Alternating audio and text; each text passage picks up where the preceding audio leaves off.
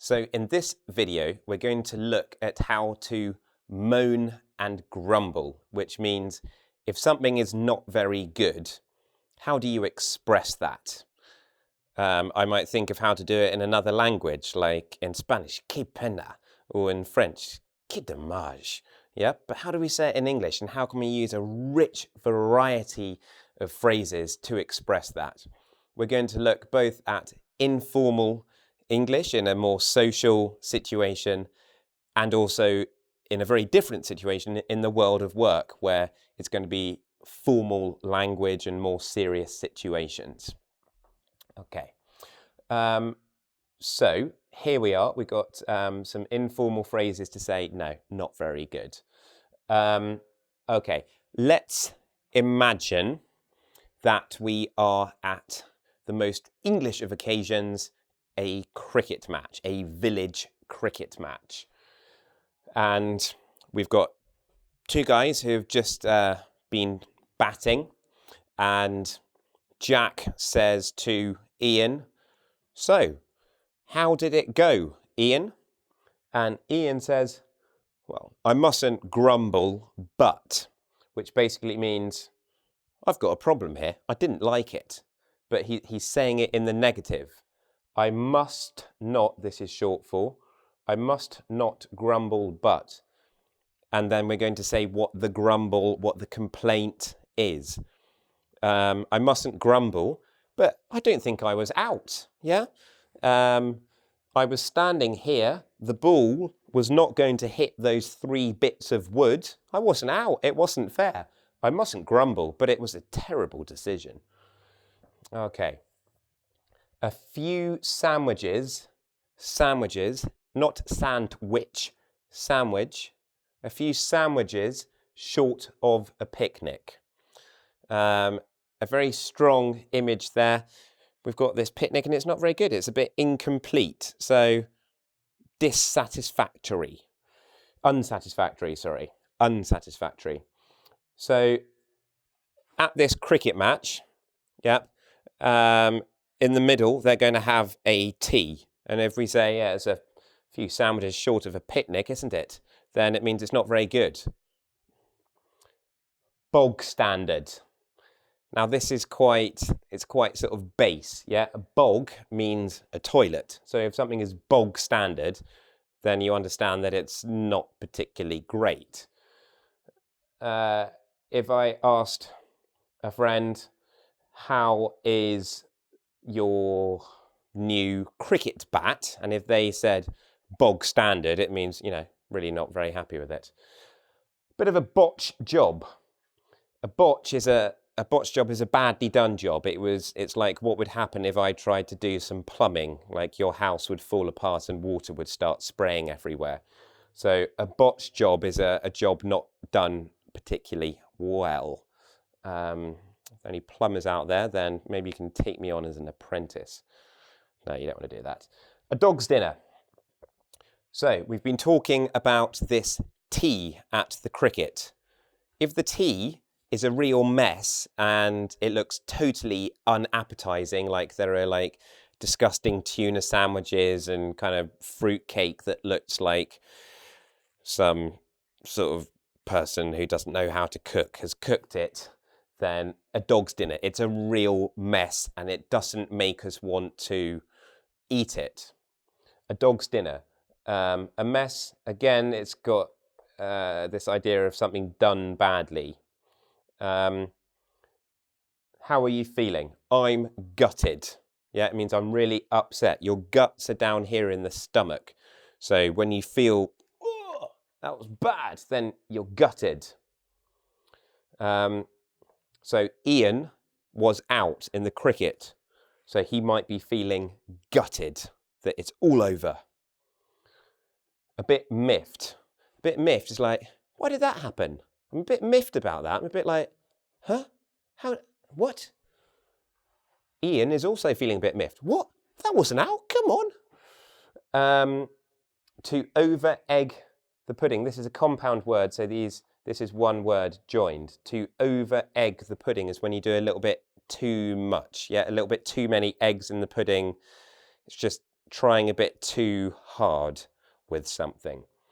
Okay? I mustn't grumble. We introduced the complaint. A few sandwiches short of a picnic. Yeah, it's the opposite of this, isn't it? This has been done too much. This has been done too little.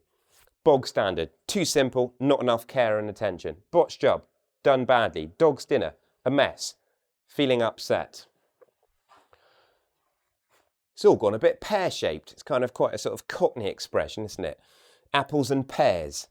So here we've got a pear, like it was going well, and then like it's gone all over the place. A shambles means it's a mess. It's like I don't know. It's like, what do they say? It's like a sort of a drunk running a brewery. It's just total chaos. Bit of a spanner in the works. So we've got a tool here. Let's imagine it's a spanner. If I shove that into a bicycle, then the wheel's not going to keep moving. So a spanner in the work is when you put something, it's an intervention that just causes chaos. Bit of a spanner in the work. Yeah, it's a bit of a problem that's stopping us from maybe buying a house. We've got a useless solicitor. Bit of a spanner in the works because, you know, we want to buy the house, but because of him, we can't. Yeah, there's this problem. It really takes the biscuit. I love this phrase. It's an absolute classic. So there we're imagining our plate of biscuits, and we know how many are on the plate. We know that there are 7 biscuits there, and there are 8. No, let's say that there are 4 people. Yeah, so we know that everyone should at least have a biscuit. We go out the room, we come back, and they've all gone. Yeah, someone has taken the biscuit. They've been really cheeky, and now I'm really annoyed. Doing my head in. If someone does your head in, then they give you a headache, and you feel like hitting your head because they are so annoying. Oh my gosh, that is doing my head in. That noise is doing my head in. Okay, these are all informal. Now let's get formal in the business place, at the workplace. Okay, on to some formal expressions. By the way, if you are learning something from this video, I'd like to make sure that you are a subscriber of mine, and I'd like you also to share it with someone who could learn something from this too. Done that? Yeah, subscribe, share, good, cool. Right. To be honest, I'm not really getting much out of this. I hope that's not true for you. I hope you're getting lots out of this. I don't know if you watch the program The Apprentice. I know it's on in the US and the UK, maybe other places too. But in the UK, they recently had this competition between the boys' team and the girls' team, and the girls were doing this tour of a vineyard in South Africa, and it was going really badly because they couldn't actually find the cellar in this vineyard, and they were taking their paying customers round and saying, "Oh, I'm really sorry, we don't know where the room is." So these are kind of things that those clients who'd paid money to go on the tour could have said. To be honest, I'm not really getting much out of this. Yeah, this is not good, is it?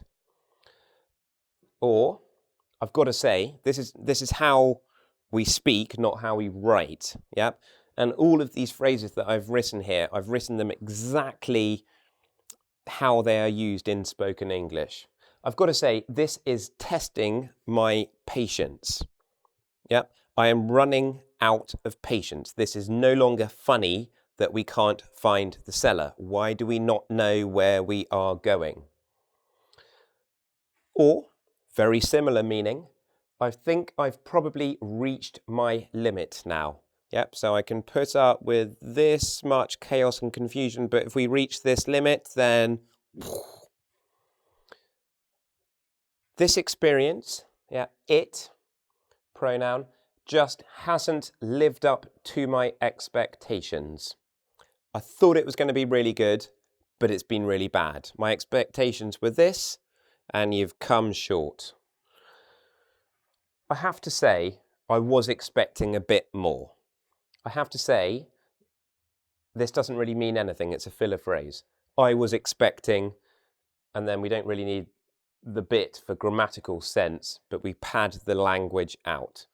I have to say, I was expecting a bit more. Yeah, I thought it was going to be good. Again, same root word, to expect. Again, these are more phrases to say that something has not met expectations. It's not up to scratch. Now, the origin of this phrase here, not up to scratch, scratch refers to a starting line. So it's like they haven't even got to the starting line. Yeah, they're not even in the arena. It's just not up to scratch. It's not good enough. I'm sorry, I'm not very happy with this. Yep, nice and clear. We all understand that. Let's get the pronunciation right. I'm sorry. Yep, so it kind of breaks. I'm sorry. I'm not very happy with this. I'm not very happy with this. I'm not very happy with this. Or, I don't really see the point of. Point of meaning purpose. I don't really see the point of trying to find this vineyard cellar anyway. Why don't we just go and taste the wine? Or, look, I'm sorry. I'm just finding it a bit frustrating. A bit meaning a little bit. Look, it means this is a word where we want someone's attention. Look, I'm sorry. Yeah, I'm softening the blow. I'm making myself polite, but I am angry. I'm just finding it a bit frustrating. Yeah, this is a very polite way of saying, this is terrible.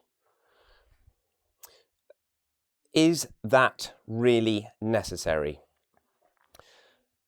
I ended up saying that to my landlord back in the UK in the summer when she tried to raise the rent because we have pets. I said, is that really necessary? And she didn't raise it. If she'd continued, I could have said, that is ridiculous, that's stupid. Okay? So in this video, we've had phrases like mustn't grumble, yeah? That really takes the biscuit. I hope these are things that you're going to remember and use in a kind of jokey and playful way. And then when we're in a more serious context, this is the stuff you need to be using. Do the quiz now. Let us know how you get on. I'm looking for 10 out of 10. Do you reckon you can do it? Hope so.